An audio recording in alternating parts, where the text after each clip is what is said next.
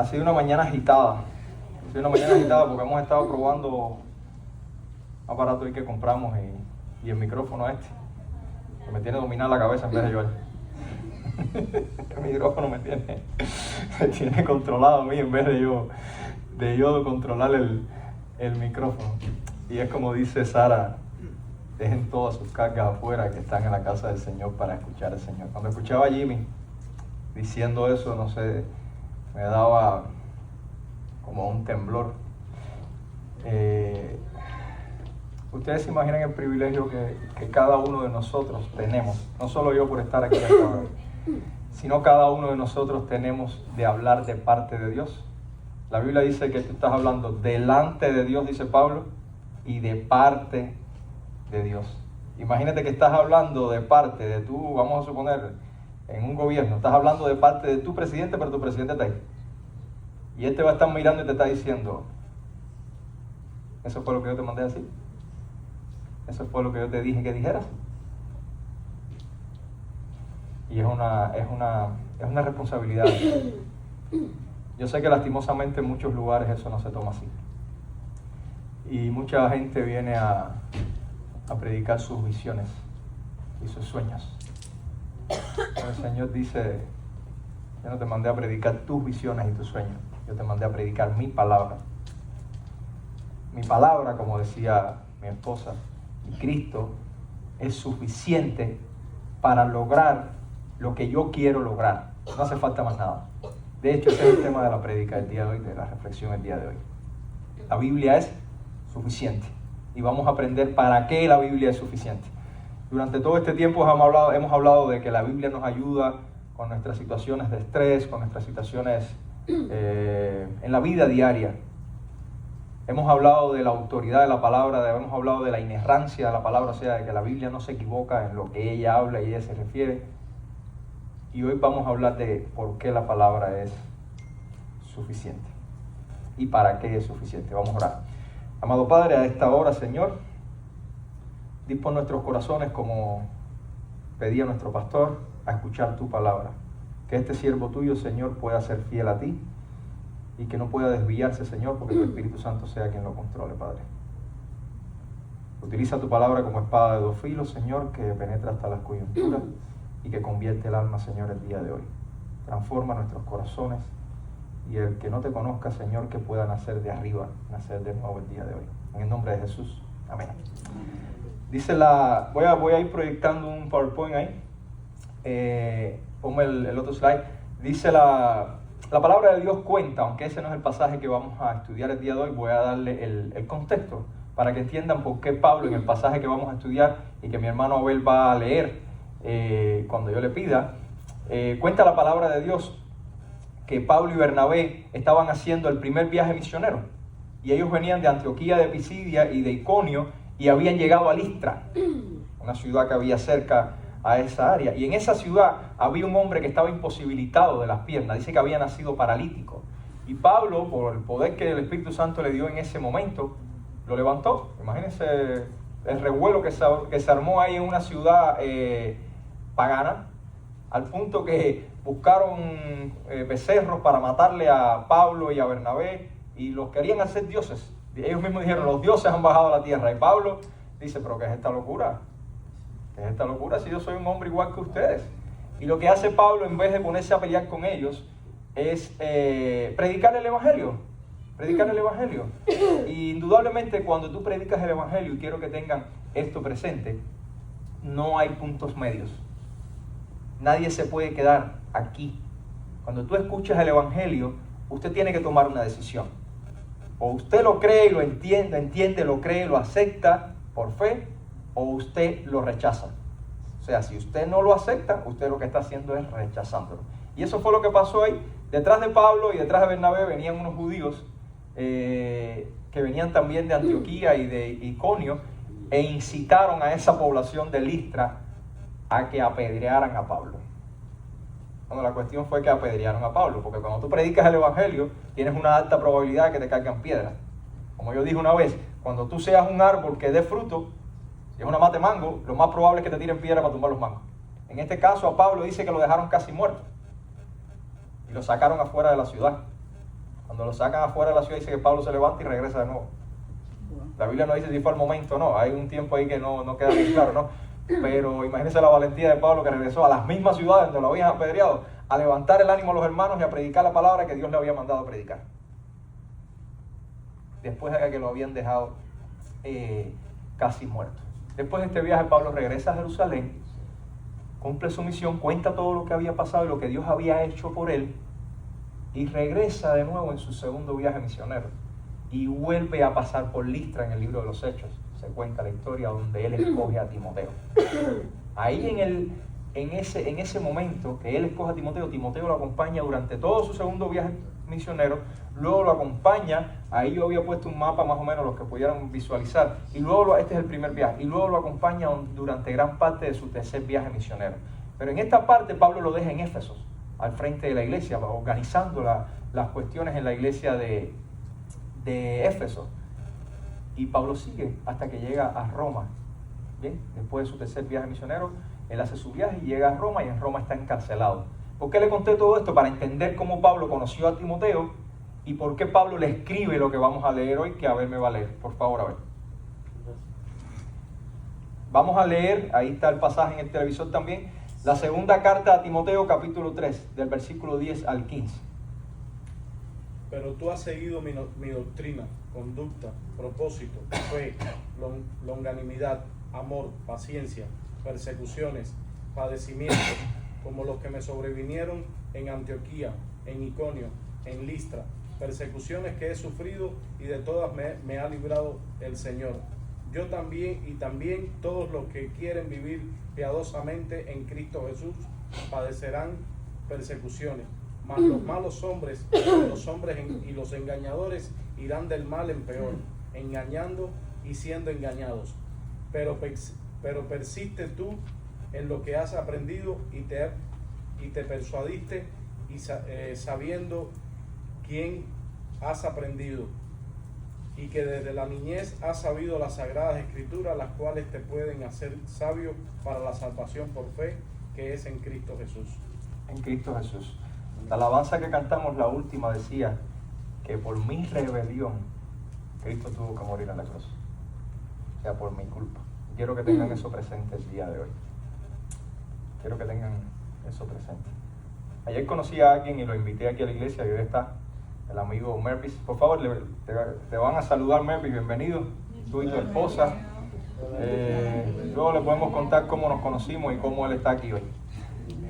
Es venezolano, lo que nosotros en Venezuela, te van a regalar una Biblia a ti y a tu esposa, cortesía de nuestra iglesia, para que sigan la prédica también. Es maracucho. Los maracuchos son las personas en Venezuela que viven en la zona del Zulia. Y tuvimos un ratito conversando allí, y que de hecho tiene que ver con lo que vamos a hablar el día de hoy. Bueno, Timoteo recibe esta carta y Pablo le está diciendo: mira, Timoteo, tú has seguido. La palabra seguido no es que solamente, no es que has visto, sino que has estado conmigo y me has acompañado en toda esta carrera que yo he llevado. Has escuchado, has seguido mis enseñanzas, has visto cuál es mi comportamiento, has visto con qué objetivo yo hago todo esto, has visto la confianza que yo he puesto en el Señor, has visto mi paciencia, porque Timoteo estaba en Listra, Timoteo era de Listra cuando a Pablo le cayeron a piedra la primera vez. Un muchachito joven que vea que a alguien le cae a piedra y dice: no lo quiero seguir yo, porque eso mismo me va a pasar a mí. Y por eso Pablo le está diciendo: tú has visto que a mí me han dado más palos que una piñata venezolana. Y todo lo que pasaba. Jimmy la semana pasada mencionó todas las cosas que Pablo pasó, ¿verdad? 3 veces le cayeron a latigazos, por 39, porque no le podían dar 40 por la ley. A piedra, pasó hambre, toda esa historia. Y él le dice: tú has visto mi perseverancia, has visto cómo yo me he mantenido firme, has visto todo lo que he pasado, Timoteo. Tú has vivido conmigo todo eso, Timoteo. Pero también, Timoteo, tú viste que de todas esas cosas me liberó el Señor. O sea, no fue por mí, Timoteo, fue porque el Señor me liberó de todas esas cosas. Pero a pesar que tú has visto que yo he predicado con fe, siguiendo lo que el Señor ha mandado, Timoteo, tú vas a ver que siguen habiendo personas malas. Y eso quizás te va a desanimar, como dice este versículo. Vas a ver personas que cada día van engañando y siendo engañados. Pero que dice la palabra: pero tranquilo, Timoteo, le está diciendo Pablo, que a esas personas le irá peor. Peor. Y ahí es donde entra el escenario del día de hoy. El versículo 14 y el versículo 15 le dice: tú, sin embargo. Cuando ustedes vean este tipo de frase como enseñamos el viernes en la casa, quiere decir que hay algo escrito anteriormente que tiene relación con lo que se va a decir. En inglés se llama un linking phrase o un linking word, ¿no? Entonces, a pesar de todo esto, Timoteo, que yo te he contado y que tú has vivido conmigo, tú, sin embargo, persiste en las cosas que has aprendido, de las cuales te convenciste, sabiendo de quién las has aprendido y que desde la niñez has sabido las sagradas escrituras, las cuales te pueden dar sabiduría para llevarte ¿qué? A la salvación mediante la fe en Cristo Jesús. Timoteo, a pesar de todo esto, tú quédate haciendo lo que estás haciendo que está correcto. Persevera en la función para la cual yo te dejé allí en Éfeso. Retén lo que tú tienes que ya aprendiste.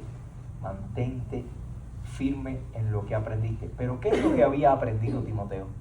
Matemática, física, ciencia, language.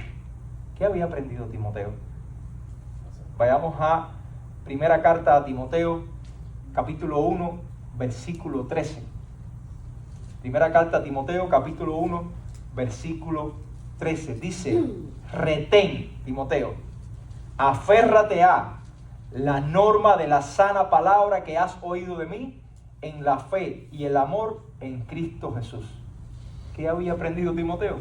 Las escrituras, las sagradas escrituras. Pero Timoteo se había aprendido las historias de la Biblia, la historia de Noé, la historia de Sansón. No, Timoteo había aprendido la norma de la sana palabra, la doctrina, la enseñanza, el corazón de la enseñanza. Lastimosamente nosotros hoy en día tenemos nuestros hijos que se saben todas las historias de la Biblia. Tú le preguntas a cualquiera, incluso a Grace, y te dice lo que hizo David con Goliat, que es mi pequeña. O te dice lo que pasó con Noé. Pero muchas veces no llevamos a nuestros hijos a conocer la doctrina detrás de eso. No los llevamos a conocer dónde está Cristo detrás de esa enseñanza. Y por eso llegan los niños a los 15 años que crecieron en una iglesia y todavía no han entendido el Evangelio. Porque como padres, como maestros en la iglesia, no nos dimos la tarea de enseñar a nuestros hijos, de enseñar a nuestros sobrinos, a nuestros nietos, la doctrina detrás del mensaje, detrás de la parábola, detrás de la historia, que es la que te va a llevar al convencimiento, Timoteo. No los enseñamos nada más a pintar o a saber lo que... Yo digo, para mí, siempre lo he dicho, creo que lo he dicho varias veces aquí, el ministerio infantil es el más importante de una iglesia. Y lo demostramos hace 2 viernes en la casa, ¿verdad? Mi esposa estaba con los niños, ella hay un niño un poco avivado, y le empezó a hacer preguntas, y empezaron todos a hacerle preguntas.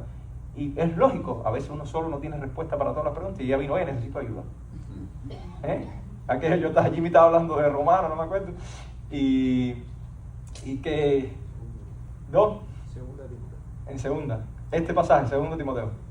Te clima ahí. Entonces, es importante que nuestros hijos hagan como Timoteo. Aprendan la doctrina detrás del pasaje, detrás de la enseñanza. ¿Y qué pasó con la enseñanza que Timoteo lo llevó a qué? Esta enseñanza lo llevó al punto de estar ¿qué? Convencido. Lo llevó al punto de entender. Fíjate que Pablo le dice, de las cuales tú te has convencido. ¿Pablo convenció a Timoteo? No. ¿Jimmy convenció a Timoteo? No. ¿Puedo yo convencer a cualquiera de ustedes? No. Lo único que yo tengo que traer es la palabra. Esa es función del Espíritu Santo. Pero ¿quién es el que se convence? Tú. A través del estudio, de la enseñanza que la palabra te trae.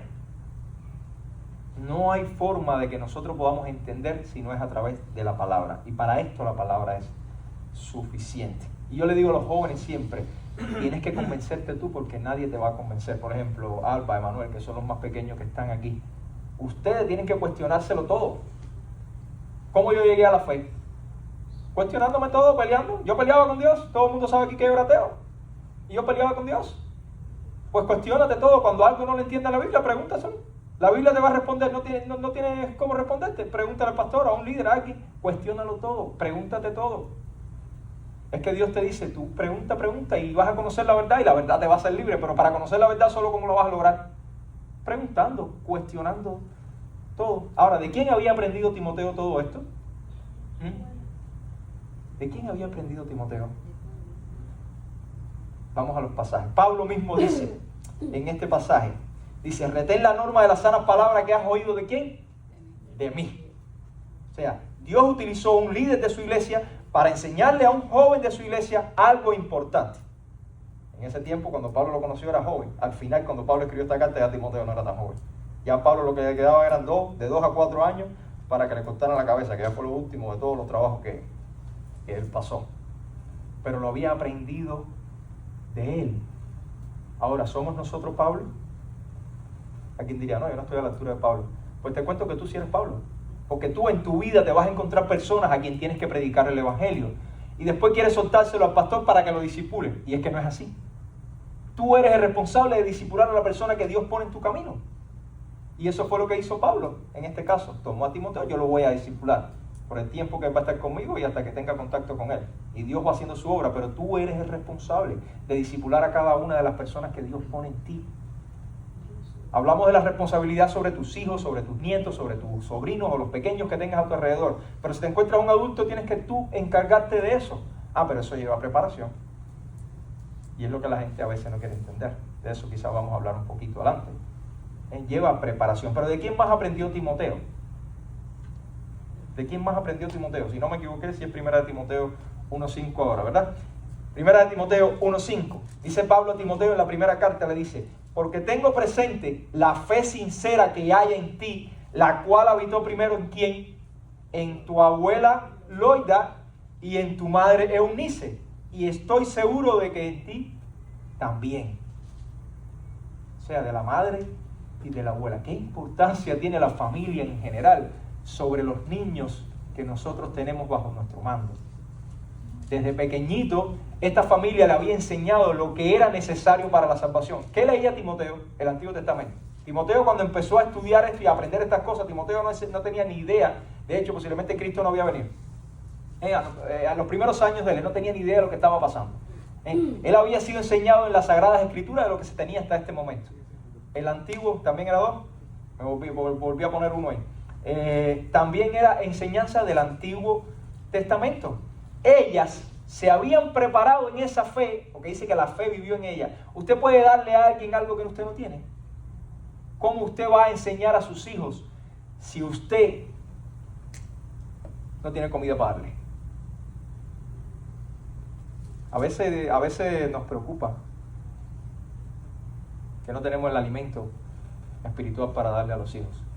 ¿Cómo usted es un buen líder en su casa, usted padre, si usted no tiene alimento para darle a ese muchacho? ¿Por qué usted no tiene alimento para darle a ese muchacho?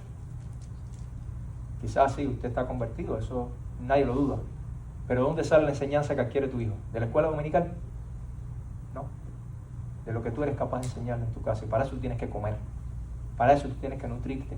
Para después aportar. Para eso esa fe que habitó en Eunice y en Loida tiene que habitar también en ti. Para que después tú se la puedas transmitir y pueda habitar también en tus hijos. Entendemos que la salvación es del Señor. Estamos claros en eso, ¿verdad?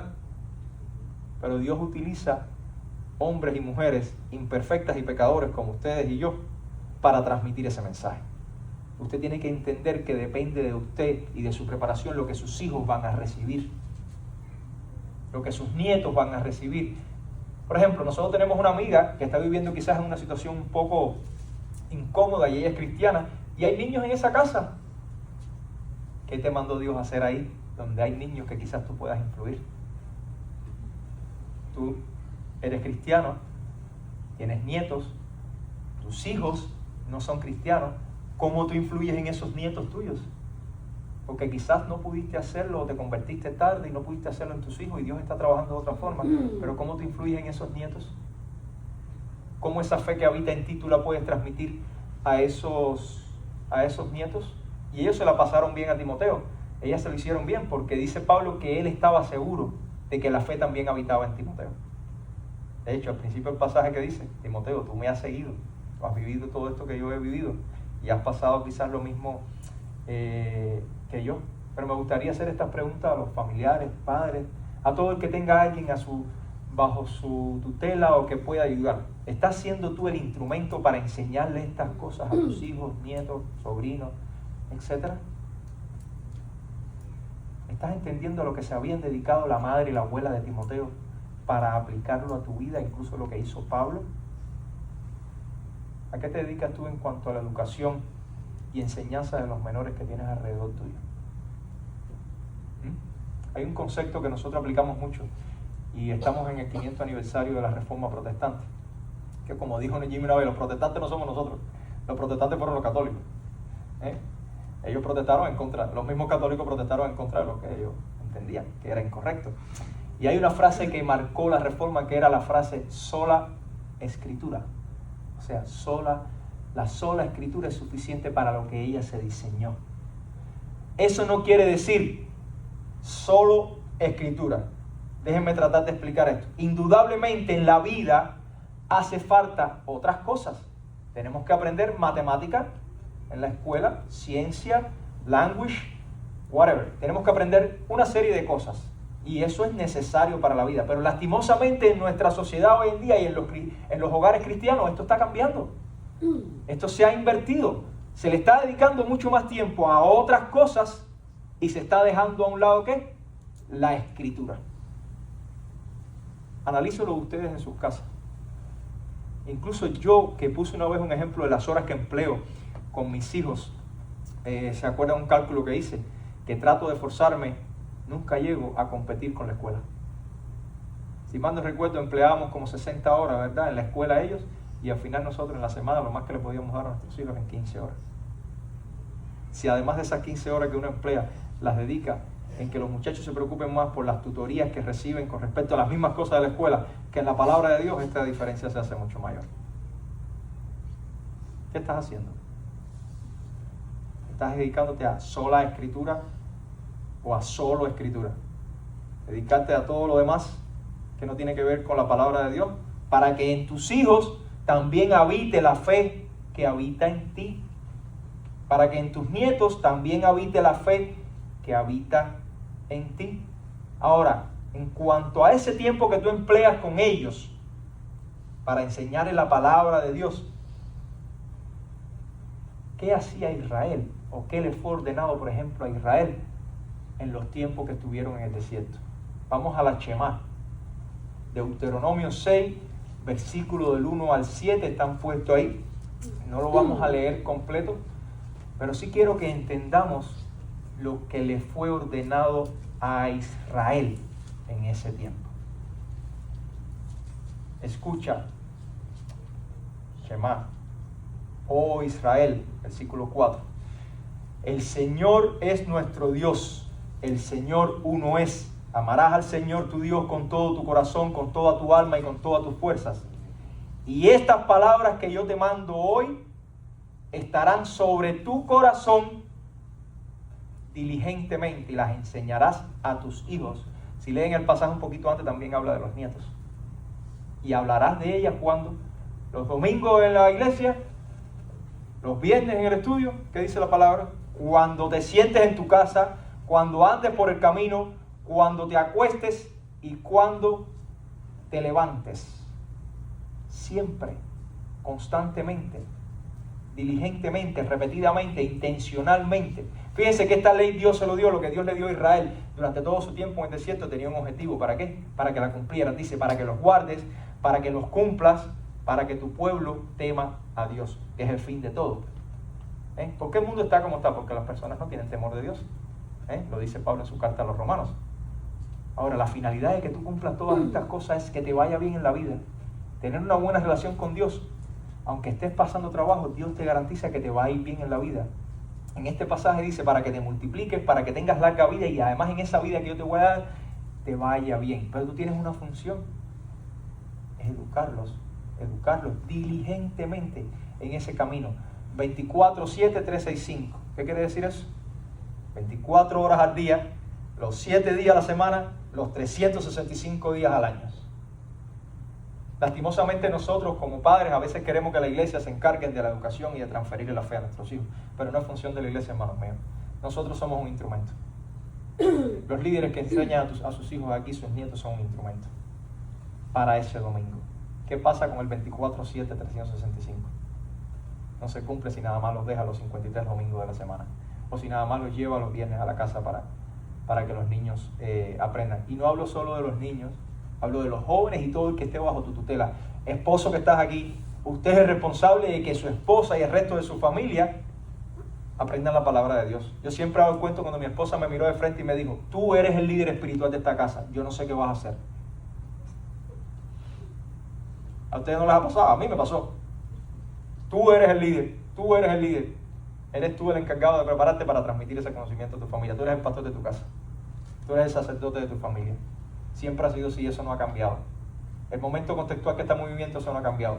El hombre es el líder de la casa, el hombre es el responsable de proveer espiritual, material. Sabemos que a veces materialmente las cosas pueden cambiar, pero Dios le dio esa función de ser el buen administrador de los recursos espirituales de su casa. Dice, ¿a dónde llevaba este conocimiento que Timoteo había adquirido de Pablo y de su abuela y de su mamá? Versículo 15, segunda de Timoteo 3 dice: y que desde la niñez, el pasaje que estamos estudiando hoy, has sabido que las sagradas escrituras, las cuales te pueden dar la sabiduría que lleva a la salvación mediante Cristo Jesús. ¿Qué cosa es la sabiduría? El principio de la sabiduría. Las cuales te pueden dar ¿el qué? El conocimiento del temor a Jehová, que a través de la fe en Cristo Jesús te lleva a la salvación. David en el Salmo 119, que como les he dicho es el salmo más largo, menciona del versículo 97 al 104 una serie de cosas que la palabra de Dios había hecho en su vida. Creo que las tengo señaladas ahí en amarillo. Y una de las cosas que dijo es: gracias a la palabra de Dios, yo he adquirido más discernimiento que todos mis maestros. Por la palabra de Dios solamente. No estamos hablando que adquirió más conocimiento de ciencia, de física, no. Está hablando de discernimiento, que es lo que le falta a mucha gente hoy en día. El mundo está porque la gente no sabe discernir entre el bien y el mal. Unos no quieren y otros no saben. Y lo que tú necesitas es discernimiento en situaciones críticas. La sabiduría de Dios es el conocimiento que Dios ha puesto en ti aplicado a la vida práctica. Esa es la sabiduría del judío en ese tiempo, aplicado a todo lo que tú ejerces. ¿Qué hago yo con un serrucho? Describiendo las características del serrucho si al final no sé lo que quiero hacer, ni para qué sirve. ¿Entiendes? Eso es sabiduría, aplicar lo que ya yo conozco. Conozco que tiene estrías y sirve y así se usa, y puedo cortar la madera. Entonces dice David que también gracias al entendimiento de la palabra y a los mandamientos que lo habían hecho más sabio a él, entendía más incluso que los ancianos. Estaba a la altura de compararse con los ancianos de su época. Había refrenado sus pies de caer en el mal, de hacer cosas malas. No se había desviado de sus ordenanzas gracias al entendimiento de la palabra. Y en el versículo 104 dice que había recibido entendimiento y por tanto ese entendimiento lo hacía ¿qué? Aborrecer todo camino de ¿qué? De mentira. Es ahí la importancia de la palabra, para que tú te apartes de todo mal, para que tú sepas dónde poner el pie y dónde no poner el pie.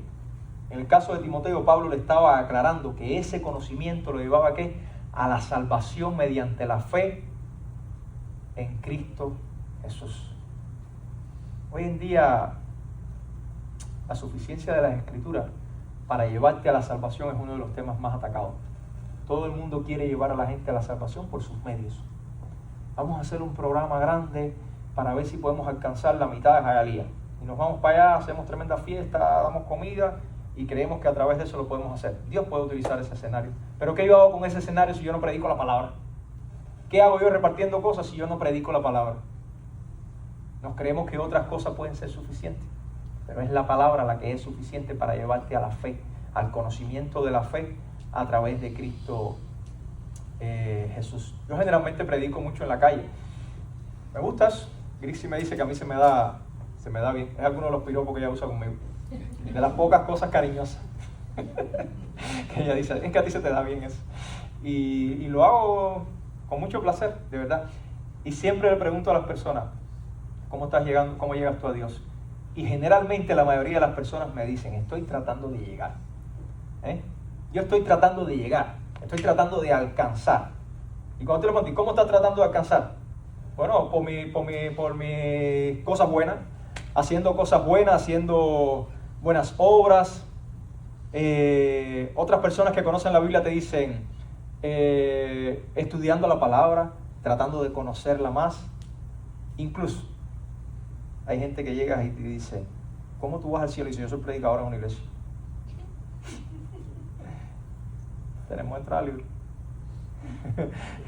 Yo soy predicador. Sí, la gente se cree que van a llegar a la presencia del Señor por sus buenas obras. La gente se cree que va a llegar a la presencia del Señor por sus méritos, por los conocimientos adquiridos. Hermano, no sé si fue aquí donde mezclé. Sí, ponme el otro slide. Este slide me ha salido mucho en Facebook en estos días. No sé si fue, no sé, me lo han disparado tantas personas que yo sé que no son cristianos. Yo sé que no son cristianos. ¿Qué dice el slide? En vez de ser cristiano, que dice católico, testigo de Jehová, no sé qué, sea una buena persona, que eso es más importante. Miren, hermanos míos, déjenme darle una noticia. A mí no me gusta usar el concepto de cristiano verdadero o cristiano no verdadero. Creo que se lo he dicho a alguno. O eres cristiano o no eres. Porque decir cristiano verdadero es una redundancia. Ser cristiano viene implícito de ser buena persona. Si lo eres, buena persona. Pero permítanme decirle esto con mucho amor y mucho cariño. El cielo, disculpe, el infierno está lleno de buenas personas. Voy a repetirlo. El infierno está lleno de buenas personas. Por eso puse aquí, una verdad a medias es una mentira. ¿Por qué? Porque si tú puedes ser muy buena persona, pero eso no te va a llevar camino al cielo, eso no te va a llevar a una relación personal con Cristo, eso no te va a llevar a una relación con Dios, eso no te va a llevar por el camino que Dios quiere para ti. Y en el otro lado, el cielo está lleno de personas imperfectas, perdonados por la sangre de Cristo en la cruz. O sea, si tú eres buena persona, tú haces todo lo posible, pero eso no te garantiza, porque solo hay un camino, la verdad y la vida es Cristo Jesús. Por tanto, por eso taché y le puse una cruz a esto. Sea buena persona, pero si no te esfuerzas por conocer la verdad y llegar al cielo a través de Cristo Jesús, no has hecho nada en tu vida. Desperdiciaste tus 76 años, que es la esperanza de vida en nacer en un país desarrollado. Desperdiciaste tu vida. Porque el día final Dios va a juzgar todo lo bueno y malo que hayas hecho, pero te va a decir, ¿qué hiciste con el mensaje que te di aquel día a través de Yodani respecto a Cristo y la cruz? O de Jimmy, o de Jesús, o del que le predique. Falso. Claro, estos mensajes, tanto ustedes saben por qué estas cosas aparecen en Facebook. Porque hay unos pseudo, esa es la palabra que aplica, pseudo cristianos, que por culpa de ellos la humanidad blasfema el nombre de Dios. Dicen que son cristianos, pero con sus acciones no demuestran nada, ¿verdad? Yo no estoy dudando de que lo sean. Estoy diciendo de que sus acciones no están demostrando lo que ellos están alimentando.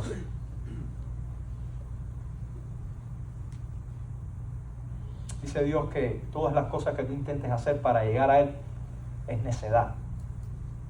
Es necedad. Todo lo contrario a lo que Dios ordena. Primera de Corintios capítulo 1, versículo 19 al 21. Dice lo siguiente. Porque está escrito, destruiré la sabiduría de los sabios. O sea, ¿tú te crees que vas a llegar al cielo porque tú eres predicador? ¿Te crees eso? Bueno, destruiré la sabiduría de los sabios y el entendimiento de los inteligentes desecharé. ¿Te crees que era la última Coca-Cola del desierto sabiéndotelo todo? ¿Estás confiando en lo que tú eres y en tu corazón? Dice Pablo acá, ¿dónde está el sabio? ¿Dónde está el escriba? ¿Dónde el polemista, ese que le gusta estar peleando por todo? De este siglo sobre todo, en estos tiempos abundan bastante. ¿No ha hecho Dios que la sabiduría de este mundo sea necedad? Porque, ya que en la sabiduría de Dios el mundo no conoció, en la sabiduría de Dios el mundo no conoció a Dios por medio de su propia sabiduría, o sea, el mundo no pudo conocer a Dios por medio de lo que ellos mismos creen o saben, agradó a Dios mediante la necedad. Déjenme traducirle una palabra que en Cuba suena fea, pero en Venezuela no suena tan fea, por la estupidez. Si ustedes quieren decir necedad, al mundo le parece el evangelio una estupidez. La gente no lo entiende, es una necedad. Mediante la necedad de la predicación, salvar a los que creen. Mediante la tontería, el simple mensaje de la predicación de una persona imperfecta y pecadora como yo o cualquiera de ustedes, salvar a ¿quién? A los que creen. Hermano, no es por tu esfuerzo, no es por tus méritos, no es por tu conocimiento. Es porque la palabra de Dios que te siembra en a ti un día abra tus ojos y ablande tu corazón y lo transforme y te haga llegar a donde Cristo quiere que tú llegues. Y eso siempre ha sido así, eso no es nuevo del Nuevo Testamento. Si usted va, por ejemplo, al libro de los Reyes y Crónicas, en el segundo libro de los Reyes, capítulo 22, y en el segundo libro de las Crónicas, capítulo 34, está la historia de Josías. Un rey que hizo unas transformaciones y unas reformas en Israel tremendas. ¿Y ustedes saben cómo Josías logró hacer esas reformas? ¿Ustedes saben cómo lo logró? Dice que uno de sus sacerdotes estaba revisando en el templo un día y encontró la ley de Moisés. Tomó la ley de Moisés, se la llevó a Josías y cuando se la empezaron a leer, Josías temblaba. Dice que rasgó su vestido y se arrepintió, nada más con la lectura de la ley, de la palabra de Moisés que Dios le había dado a Moisés. Y esa lectura de la ley llevó a Josías a hacer unas reformas que movilizaron a todo Israel. ¿A través de qué fue eso? De la palabra, suficiente. No hace falta otra cosa, solamente la palabra. ¿Quieres más? Algo que conocemos todos del Antiguo Testamento. Jonás, capítulo 3, el hombre que no quería hacer lo que Dios le decía. ¿Y qué es lo que Jonás tenía que hacer? Ir a hablar. Jonás tenía que ir a hacer una feria, Jonás tenía que hacer una cantata, Jonás tenía que hacer un concierto.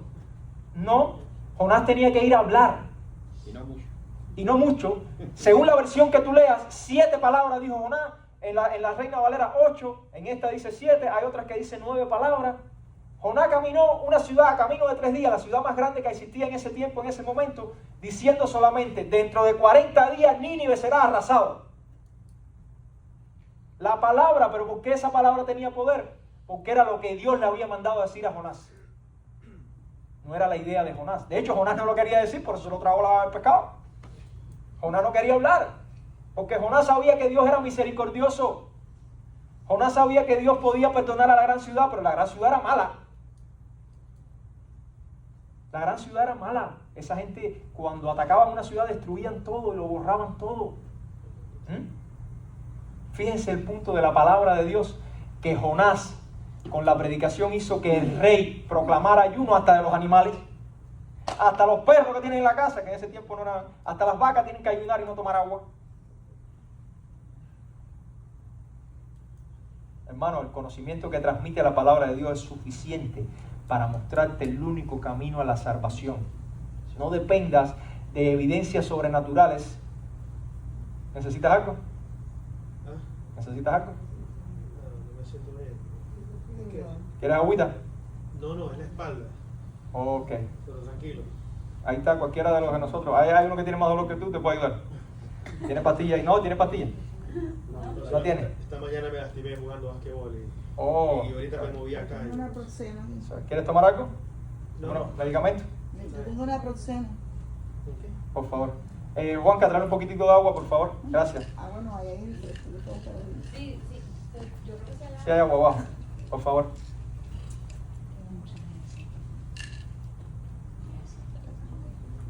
Hermano, no esperes evidencias sobrenaturales. Dios la puede hacer. Dios puede hacer que te caigas de rodillas, que te tumbe, que te desmaye. Dios puede hacer que hables en lengua. Dios puede hacer de todo. Pero lo que Dios ha utilizado para que tú entiendas el mensaje es la predicación del Evangelio. Es la predicación del Evangelio. Es lo que te puede llevar al arrepentimiento y la fe, al conocimiento de esto. ¿Quieren un ejemplo muy claro de que esto es así en el Nuevo Testamento? La historia de Lázaro y el hombre rico. Ahí está el pasaje. Lázaro y el hombre rico. ¿Se acuerdan? El hombre rico se va ¿a dónde? Al infierno. Y Lázaro se va ¿a dónde? Al seno de Abraham, que representa el cielo. El hombre rico estaba pasando una sed terrible.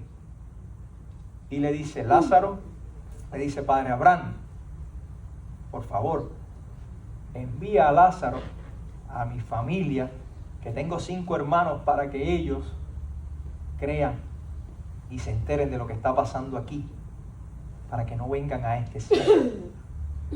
Triste lo que estaba pasando ese hombre, la enseñanza que Jesús dio ahí. ¿Y cuál es la respuesta de Abraham? De Abraham al hombre rico. Pero Abraham le dijo, miren lo que le dijo Abraham. Ellos tienen a Moisés y a los profetas, que los oigan. ¿Qué representa Moisés y los profetas? Si ya Moisés se había muerto en los tiempos de Jesús y los profetas del último ya se habían muerto en los tiempos de Jesús. Se refiere a las escrituras. Ellos tienen los escritos de Moisés y los escritos de los profetas. Lo único que les faltó por mencionar ahí fueron los escritos proféticos, los escritos poéticos. O sea, mire, hombre rico, A sus hermanos no les hace falta que vaya un muerto, ni que resucite nadie, ni le cuente, ni que se le desmaye aquí al lado. A sus hermanos, para entender el mensaje y para no ir a ese sitio malo que tú estás, lo que necesitan es que estudien las Escrituras, que estudien a Moisés y a los profetas, la palabra del Antiguo Testamento. Y el hombre insiste de nuevo, no, es que si no va alguien de aquí para allá, ellos no van a entender y van a venir al infierno. Y Abraham le contesta, si no escuchan a Moisés y a los profetas, tampoco se persuadirán si algunos se levantan de entre los muertos. ¿Qué es lo que hace falta para que la gente entienda? La palabra. No tiene que venir nadie del más allá. Ahí está la evidencia hecha por el mismo Jesús. De hecho, Jesucristo resucitó, vino de los muertos, y mucha gente no lo creía. Es que no es mucha gente, porque bueno, los ateos no lo creyeron, los que estaban en contra de los judíos. No. ¿Ustedes se acuerdan en el camino de Maús? 2 discípulos. Jesús se le apareció después de la resurrección y ellos no creían. En Lucas 24, versículo 13 al 15 les voy a contar. Dice que cuando ellos iban caminando y ellos le estaban diciendo, es que confiábamos en que ese era el que iba a redimir a Israel de verdad. Ellos pensaban que era del Imperio Romano. Ya habían venido unos cuantos haciéndose los profetas y todo el mundo le cortaba la cabeza. Y ellos iban desanimados, no creían, no habían creído. Y dice Jesús, en el versículo 25 de este pasaje, dice en Lucas 24, dice, entonces Jesús les dijo, oh, insensatos y tardos de corazón para creer todo lo que los profetas han dicho, que estaba escrito en la palabra. No era necesario que el Cristo padeciera todas estas cosas y entrara en su gloria.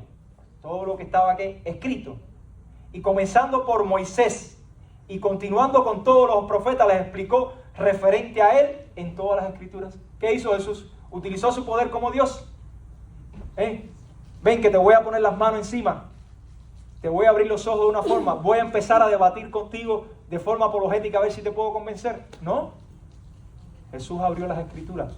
Se las predicó. Él no tenía el panfleto, el rollo en la mano. El pergamino. No. Se las predicó. Ellos dicen más adelante. Miren lo que dicen más adelante. Dice, y cuando se dan cuenta, se dijeron el uno al otro, dice, no ardía nuestro corazón dentro de nosotros mientras nos hablaba en el camino, cuando nos abría, cuando nos declaraba o predicaba las escrituras.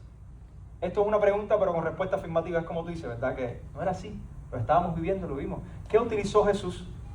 La palabra. La palabra de Dios es el mecanismo que el Espíritu Santo utiliza para abrir los ojos, para cambiar el corazón. Es suficiente para eso. Por eso es que Pablo le dice a Timoteo, te pueden dar sabiduría que conduce ¿a qué? A la salvación. Mucha gente hoy en día no duda de que Dios existe. Yo creo, Jesús, que también anda mucho en la calle y predica eso. Ya hoy en día mucha gente no te dice que Dios no existe. Ya los ateos cada día son menos. Los ateos se han convertido ahora en agnósticos. Ellos dicen que hay algo. Incluso le pueden poner el nombre de Dios. Pero ya hoy en día raramente. De hecho, Pablo en Romanos dice que nadie tiene excusa para decir que Dios no existe, porque la naturaleza habla de Dios. Toda la creación habla de Dios. ¿O es que yo puedo decir que ese bafle se hizo solo? Alguien tiene que haberlo creado. ¿Qué es más complicado, el planeta Tierra o esa corneta? Indudablemente tiene que haber creación. Ahora, el conocimiento de Dios, de que Dios existe, no te lleva a la salvación. Nadie tiene excusa. Todo el mundo sabe que Dios existe, pero el conocimiento de que Dios existe no te lleva a la salvación. De hecho, Dios en la Biblia no intenta ni demostrar que Él existe. ¿Cómo empieza Génesis? En el principio creó Dios.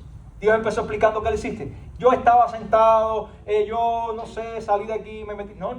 Génesis empieza en el principio creé yo. Todo lo que ustedes ven, ustedes no saben ni nada de nada, ni les voy a demostrar de dónde yo vengo porque no es necesario. Dios no quiere demostrar que existe, pero el conocimiento de Dios no te lleva a la salvación. El problema de todo esto es cuando al final del versículo 15 del pasaje que estamos estudiando hoy, tú le introduces a la gente lo siguiente: ¿mediante qué? La fe en Cristo Jesús. Ese es el problema. Cuando tú le empiezas a explicar a la gente de Dios y todo lo que Dios hace y todas las cosas, todo está muy bien. Pero cuando tú le dices, mira, la única forma que tú tienes para llegar a Dios es a través de la fe en Cristo Jesús, ahí es donde la gente empieza a patinar.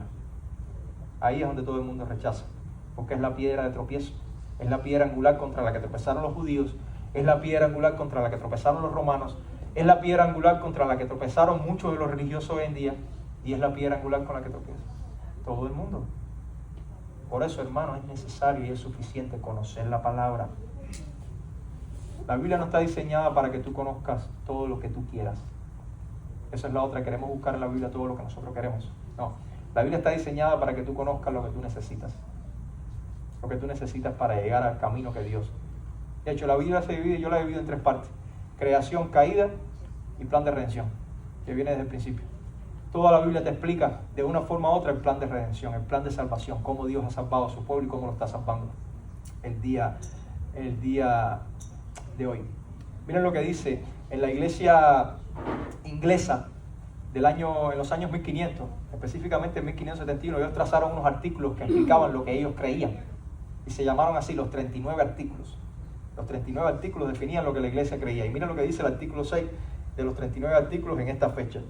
Dice, la Sagrada Escritura contiene todas las cosas necesarias para la salvación, de modo que lo que no pueda leerse ni probarse en ellas no debe ser exigido a ningún hombre para que lo crea como un artículo de fe o considerarlo como requisito necesario para la salvación. O sea, lo que no está en la Biblia, yo no se lo puedo exigir a alguien para que vaya a la salvación. Yo no le puedo exigir a nadie que crea en la Virgen María para ser salvo. ¿Me hago entender? Porque eso no está en la Biblia. Yo no le puedo exigir a nadie que cumpla ciertos requisitos o ciertos ritos para ser salvo, porque ese no es el camino. Yo no le puedo exigir a nadie que diezme, porque así va a ser salvo. Es una gran mentira, no está en la Biblia. Yo no le puedo exigir a alguien que vaya tocando puerta por puerta y que mientras más predique, más salvo vas a ser. Mentira, eso no es lo que dice la Biblia. Yo no le puedo decir a la gente que respetando el sábado va a ser salvo. Yo no le puedo decir a la gente que viniendo los domingos a la iglesia va a ser salvo. Es lo que dice el artículo anterior. La Biblia es suficiente para decirte cuál es el camino. Y el camino es la fe que en Cristo Jesús. Nada de eso que no está en la Biblia te va a llevar a la salvación. La Confesión Bautista de Fe de 1689, que les hablé la otra semana, dice lo siguiente: las Sagradas Escrituras constituyen la única regla, en la palabra, que creo que la puse ahí en mayúscula, suficiente, única regla suficiente, segura e infalible de todo conocimiento de fe y obediencias salvadores. ¿Quiere decir esto que solamente leyendo la Biblia voy a ser salvo? Es una regla, pero quiere decir esto que si ahora yo no conozco a Dios, me dedico a leer la Biblia, ¿voy a ser salvo? No. Yo leía la Biblia cuando hace 15 años atrás, me la leí, empecé a leerla y adquirí conocimiento, y eso no quería decir que yo era salvo. ¿Por qué? Porque la lectura de la Biblia o la predicación de la palabra lo que hace es explicarte el camino. Es como la licencia de conducción, usted se lee el librito y eso te explica cómo tú tienes que manejar, ¿no? Ahora, es el Espíritu Santo quien te lo aplica. Lo predico aquí, Jimmy predica aquí, Juan Carlos y Yera predican acá. Sí, ese es el mecanismo, pero es el Espíritu Santo quien lo aplica en el corazón del que está escuchando, que no es convertido. Sin el Espíritu Santo no hay iluminación de la palabra. Yo puedo dar una mega conferencia aquí y estar lleno de conocimiento y no ser salvo, porque el Espíritu Santo nunca ha actuado en mí. Nunca ha actuado. Fíjense cómo lo dice el catecismo mayor de Westminster. No le cojan miedo a la palabra catecismo. A veces escuchamos la palabra catecismo y no creemos que viene del catolicismo. El catecismo no es más que enseñanza adquirida de arriba. Es la palabra que se le dio. Este catecismo fue escrito en 1647 y el objetivo de un catecismo es, a través de preguntas y respuestas, tú responderte las cosas de la Biblia. ¿Qué es necesario creer? Y él te responde. En la pregunta 155, el catecismo de Westminster de ese año dice: ¿cómo es hecha eficaz la palabra para la salvación? ¿Cómo la palabra es eficaz para la salvación? Dice lo siguiente. La respuesta es la siguiente: el Espíritu de Dios hace. El Espíritu de Dios hace de la lectura de la palabra y especialmente de la predicación de ella un medio eficaz para iluminar, convencer y humillar a los pecadores, sacándolos de sí mismos y conduciéndolos a Cristo, conformándolos a su imagen y subyugándolos en su voluntad, fortaleciéndolos contra las tentaciones y corrupciones, edificándolos en su gracia y afirmando el corazón de ellos en santidad y consuelo mediante la fe para salvación. ¿Quién lo hace? El Espíritu Santo. Es quien siembra eso en ti. Por tanto, si usted le va a predicar a alguien, ore ore para que el Espíritu Santo convenza a esa persona, porque tú no lo puedes hacer. Para que el Espíritu Santo le aplique. Por eso la oración al principio, cuando Jimmy empezó, fue: dispongamos nuestros corazones y que el Espíritu trabaje en la vida de nosotros. Porque este artículo que le acabo de leer no solo habla de la conversión, habla de la edificación, del entendimiento, de cómo tenemos que vivir una vida guiada, solo hecha ¿por quién? Por el Espíritu Santo. Y vamos a ver un ejemplo real, muy real. Ponme la otra imagen. Agustín de Hipona, quizás alguno lo conoce, bien conocido como San Agustín. Dice que Agustín Agustín era un borracho, mujeriego que se la pasaba de bares y cantinas. Su madre oraba por él rodilla en tierra por más de 17 años.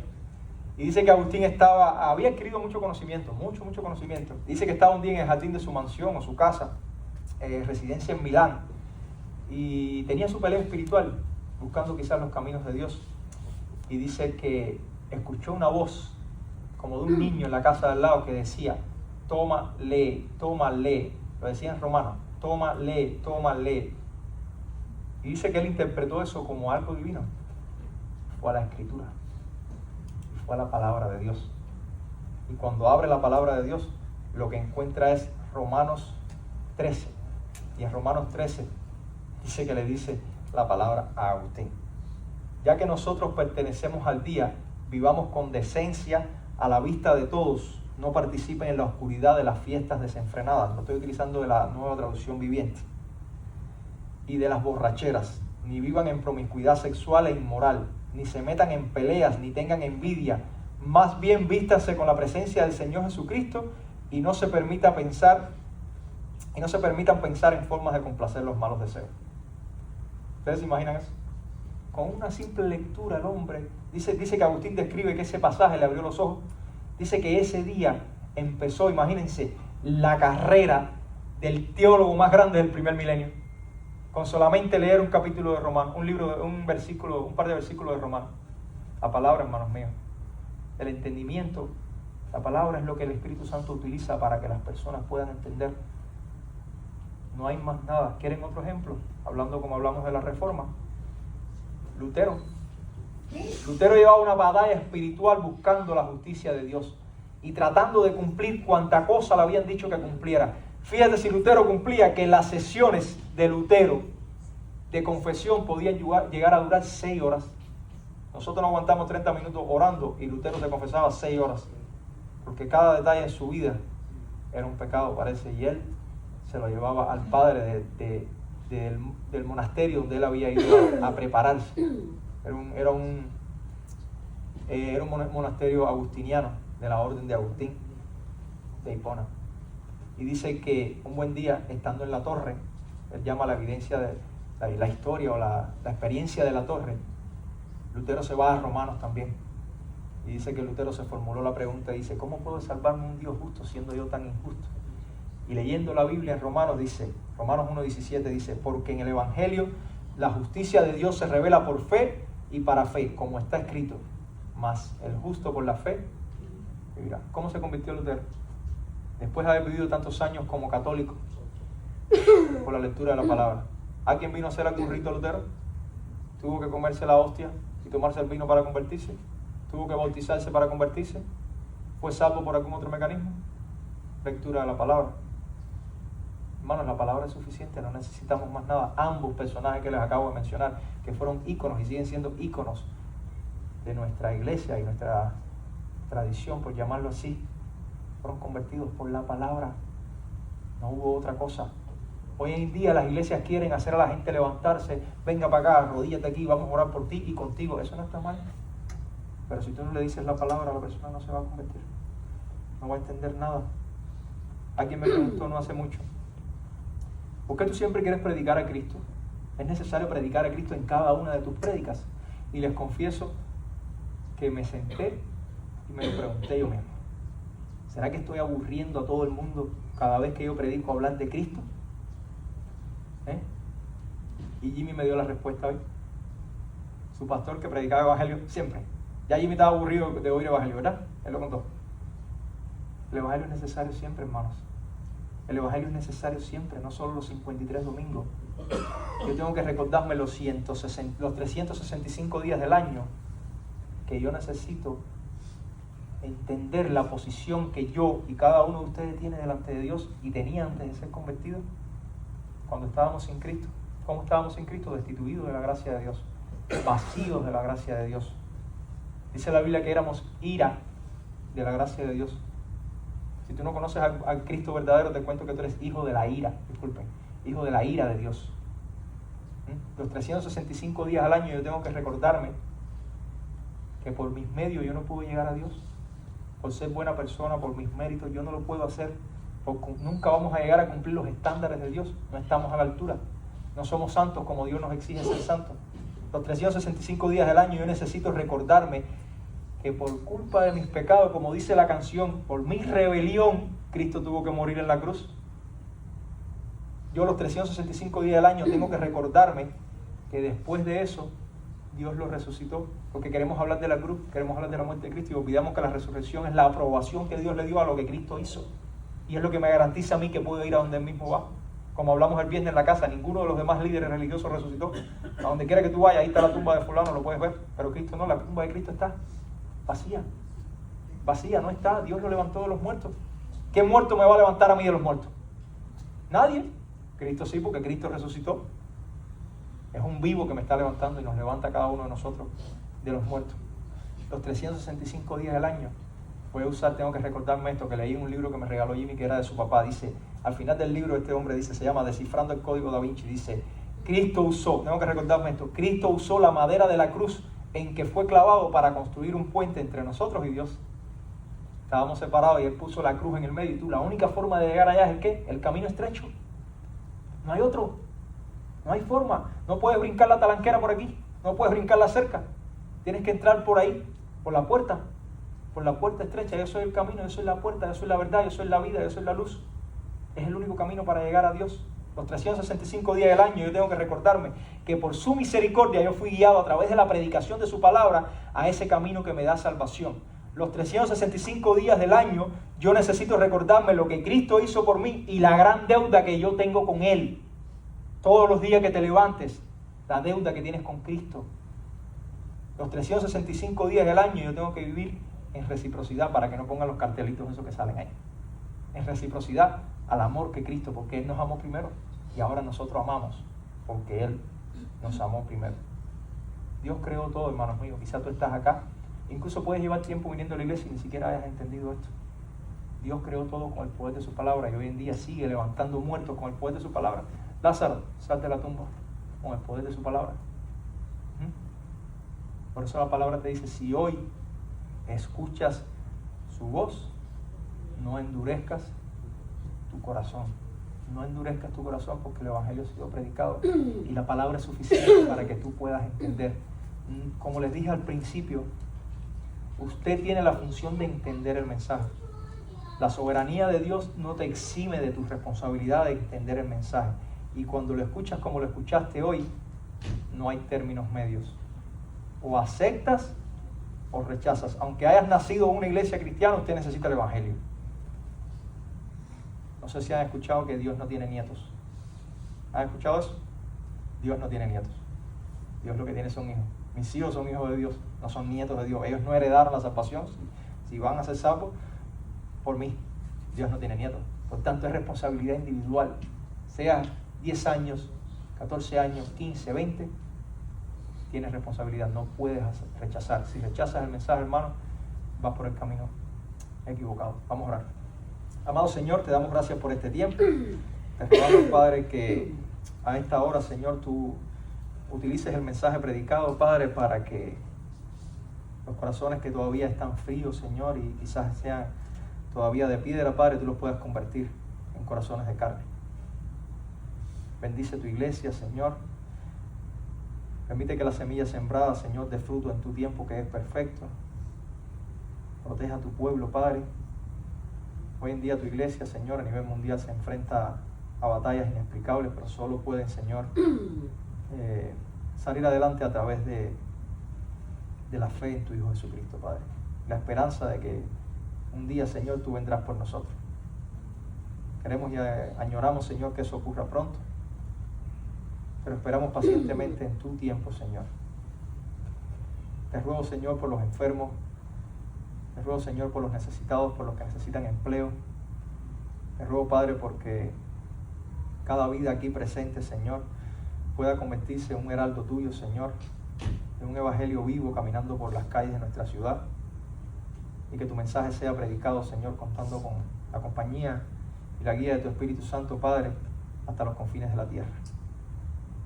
Bendice tu iglesia, protege nuestra nación, Señor, danos entendimiento y sabiduría y discernimiento para hacer lo correcto en estos tiempos difíciles.